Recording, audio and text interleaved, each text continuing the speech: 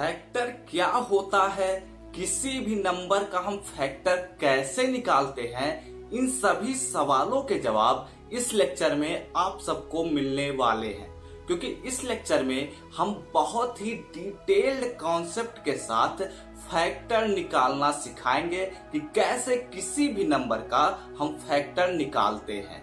तो हेलो दोस्तों, एक बार फिर से आप सभी का आपके अपने YouTube चैनल पर स्वागत है। तो बिना देरी किए आइए चलते हैं अपने नोटबुक पर। मेरा नाम है ऋषभ सिंह। आइए चलिए कुछ पढ़ लेते हैं।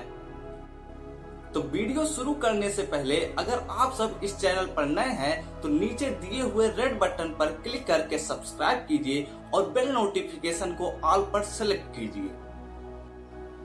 तो अब आप सब चैनल को सब्सक्राइब कर लिए हैं तो शांति पूर्वक कॉपी और पेन लेकर बैठ जाइए।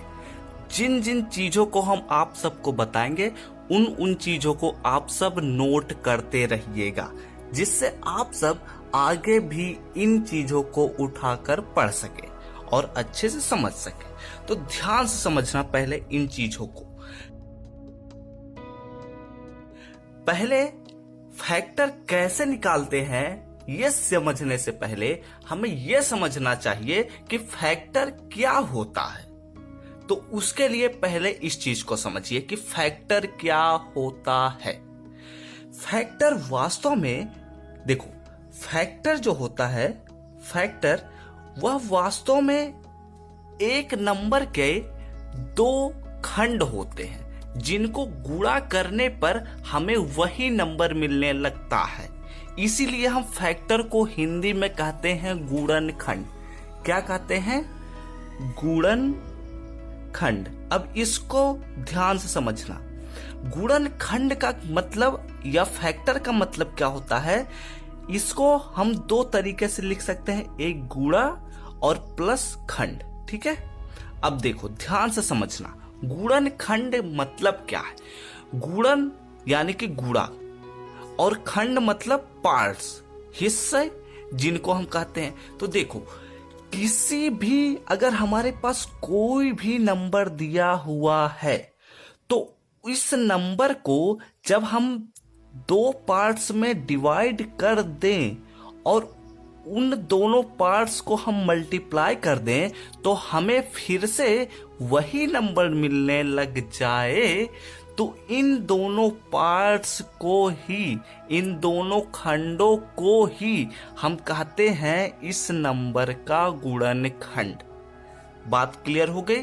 तो इसी को ही हम कहते हैं गुणनखंड।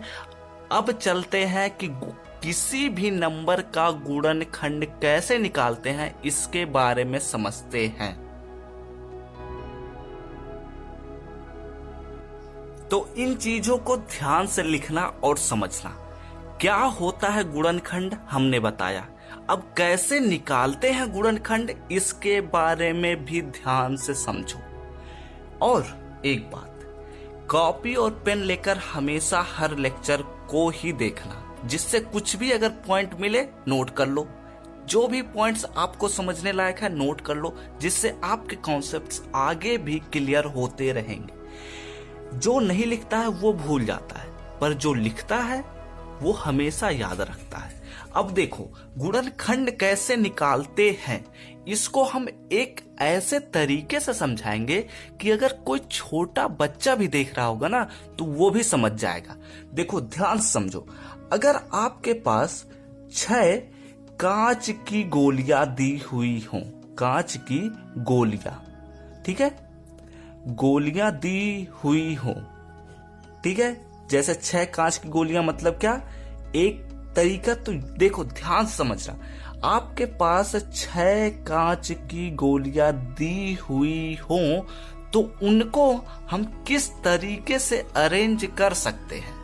मतलब कि ये समझो कि अगर हमारे पास 6 कांच की गोलियां दी हुई हैं, ठीक है, ऐसे हमारे पास 6 कांच की गोलियां हैं, तो हम इनको किस तरीके से अरेंज कर सकते हैं, इसके बारे में विचार कीजिए।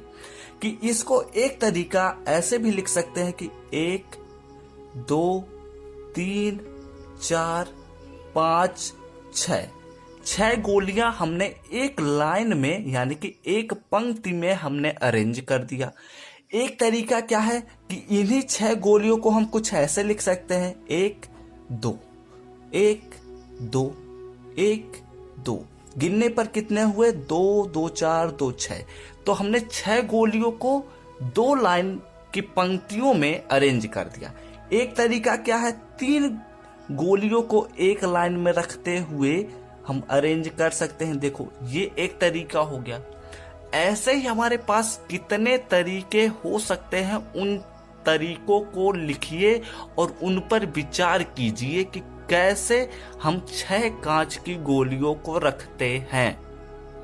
तो हम देखेंगे कि हमारे पास ये पहला तरीका हुआ, ये दूसरा तरीका हुआ, ये तीसरा तरीका हुआ, और हमारे पास ऐसे ही अगर हम चौथे, पांचवे और छठे तरीके के लिए जाएं तो हम कुछ ऐसे देखेंगे कि इन्हीं गोलियों को हम इस बार इस पंक्ति में लिए हैं, इस बार अगर हम इस पंक्ति में ले लें तो ऐसे लिख सकते हैं, 1 2 3 4 5 6 गोलियां हो गई। और पांचवे तरीके के लिए अगर हम ध्यान से सोचें तो हमारे पास कोई और अरेंजमेंट ही नहीं बनेगा। क्यों नहीं बनेगा? क्योंकि आप इस एक तरीका रख चुके हैं, दूसरा तरीका रख चुके हैं, तीसरा तरीका रख चुके हैं, चौथा तरीका रख चुके हैं। इनके अलावा इन 6 गोलियों को और किसी भी तरीके से नहीं रखा जा सकता। इससे अगर अधिक गोलियां होती तो हम और तरीके खोज सकते थे रखने के लिए। जैसे कि अगर हमारे पास और भी गोलियां होती तो हम शायद 3 4 का अरेंजमेंट कर देते, लेकिन हमारे पास 6 ही गोलियां हैं तो हमारे पास इतने ही अरेंजमेंट बन रहे हैं। तो अगर इनको हम मैथमेटिकली लिखना चाहें तो हम कैसे लिख सकते हैं? ध्यान से देखो, ये हमारे पास एक पंक्ति है, तो एक पंक्ति यानी कि एक, और हर पंक्ति में कितने गोलियां, इस एक पंक्ति में हमारे पास कितनी गोलियां हैं? देखो 1 2 3 4 5 6, यानी कि 1 गुणे 6 के रूप में हम लिख सकते हैं। और यहां पर देखा जाए तो हमारे पास 2 पंक्तियां हैं और एक पंक्ति में कितनी गोलियां हैं? 1 2 3, यानी कि 2 गुणे 3 के रूप में लिख सकते हैं। यहां पर भी ऐसे गिनिए, 1 पंक्ति, 2 पंक्ति, 3 पंक्ति, तो 3 और कितनी गोलियां हैं? 1 2, तो 3 गुणे 2। इसमें गिनिए तो यहाँ पर हमारे पास एक पंक्ति, 2 3 4 5 6, यानी कि 6, और हमारे पास हर पंक्ति में कितनी गोलियां हैं? केवल और केवल एक ही गोलियां हैं। तो इसको लिख सकते हैं 6 गुणे 1। और हर बार अगर हम ध्यान से देखें तो इनको गुणा करने पर, अब ध्यान से समझो, इनको गुणा करने पर हमें हर बार वही नंबर मिल रहा है जो नंबर हमने उठाया था। तो ऐसा करने से हमें क्या निष्कर्ष निकला, इसके बारे में सोचो।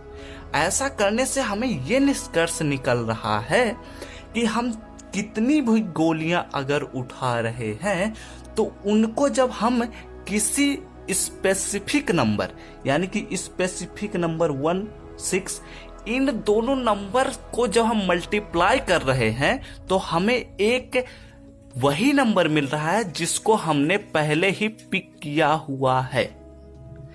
ठीक है, तो इस तरीके को ही हम कहते हैं फैक्टराइजेशन मेथड। अब ध्यान से समझो, यहां पर हो गया हमारे पास कि फैक्टराइजेशन मेथड क्या होता है, लेकिन आपको यहां पर यह पिक करना है कि फैक्टर कौन कौन से होते हैं। तो इसके लिए ध्यान से समझो। अब जिस अरेंजमेंट को हमने उठाया है उन अरेंजमेंट को एक बार फिर से लिख दो। 1 गुणे 6, 2 गुणे 3, 3 multiply 2, 6 multiply 1 is equal to, हमारे पास मिल रहा है 6, हमारे पास मिल रहा है 6 6 और 6। अब ध्यान से समझो, यहां पर अगर हम ध्यान से देखें तो 1 और 6 को जब मल्टीप्लाई कर रहे हैं तो हमारे पास वही नंबर मिलने लग जा रहा है। तो हमने अपने शुरुआत में ही क्या बताया था कि जब किसी भी नंबर को दो पार्ट्स में डिवाइड कर दें और उनको मल्टीप्लाई करने पर हमें फिर से वही नंबर मिलने लग जाए तो इन दोनों नंबर को ही हम कहते हैं, क्या कहते हैं, गुणनखंड। गुणनखंड, वो भी किसका, इस नंबर का, इन दोनों को गुणनखंड कहते हैं। तो वैसे ही यहां पर हम ध्यान से देखें तो इन दोनों नंबर को मल्टीप्लाई करने पर हमें फिर से वही नंबर मिलने लग जा रहा। ऐसे ही अगर यहां पर भी देखें तो इन दोनों को भी मल्टीप्लाई करने पर हमें फिर से वही नंबर मिल रहा है, इन दोनों को भी करने पर वही मिल रहा है, इन दोनों को भी करने पर वही नंबर मिल रहा है। तो इस प्रकार इन सभी नंबर को हम इस 6 का फैक्टर कहते हैं, यानी कि गुणनखंड कहते हैं। तो क्या लिख सकते हैं यहां पर लिख सकते हैं, अतः 6 का गुणनखंड 1, 2, 3 और 6 है। अब आपके मन में ये सवाल उठा होगा कि और सभी नंबर क्यों नहीं है। तो अगर हम ध्यान से देखें तो 1 लिख चुके हैं, 2 लिख चुके हैं, 3 लिख चुके हैं, 6 लिख चुके हैं। अगर हम फिर से 6, 3, 2, 1 लिखेंगे तो हमारे पास फिर से वही नंबर रिपीट होने लग जाएगा, इसलिए हम उनको नहीं लिखेंगे और इतने ही हमारे पास गुणनखंड होंगे इस नंबर के। तो ऐसे ही अब कुछ एग्जाम्पल्स और लेते हैं और उनको एक शॉर्ट मेथड से हम समझते हैं कि उनके फैक्टर कैसे निकाल देते हैं बस थोड़े ही समय में। तो अगर हम 12 ले लें, 12, ठीक है, हमने एक क्वेश्चन के लिए 12 ले लिया। अब इसमें 12 के हमें फैक्टर निकालने हैं, तो 12 को हम कितने प्रकार से लिख सकते हैं इसके बारे में सोचिए। 1 into 12, 12 को एक और तरीके से लिख सकते हैं 2 into 6, ऐसे ही लिखना चाहें तो 3 into 4, ऐसे ही अगर हम लिखना चाहें तो फिर से हमारे पास यही सेम प्रोसीजर रिपीट होने लग जाएगा। क्यों रिपीट होने लग जाएगा देख लो, 4 into 3, क्योंकि अब अगर हम 5 से मल्टीप्लाई करेंगे तो 5 का मल्टीप्लाई करने पर 12 तो मिलेगा नहीं, तो छोड़ देंगे। 6 लेंगे तो 6 का मल्टीप्लाई हमें फिर से 2 से ही करना पड़ेगा, इसलिए 12 मिलेगा। और 7 से होगा नहीं, 8 से होगा नहीं, 9 से होगा नहीं, 10 से होगा नहीं, 11 से होगा नहीं, तो हमें फिर से मिलेगा 12। और 12 का मल्टीप्लाई करने पर 1 से हमारे पास मिलेगा 12। तो इस प्रकार हमें ये जो नंबर्स मिल रहे हैं, यानी कि ये जो पार्ट्स मिल रहे हैं जिनका हम गुणा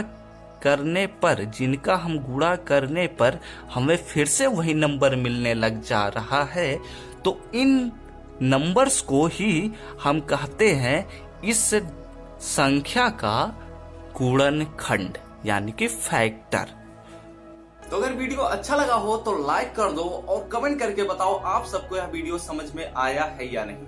और ऐसे ही ढेर सारे वीडियोज के लिए इस प्लेलिस्ट के अगले वीडियो के नोटिफिकेशन पाने हो तो इस चैनल को सब्सक्राइब कीजिए। हम सब मिलते हैं अपने नेक्स्ट वीडियो में, तब तक आप पढ़ते रहिए, खेलते रहिए और आगे बढ़ते रहिए, घर पर रहिए और सुरक्षित भी रहिए।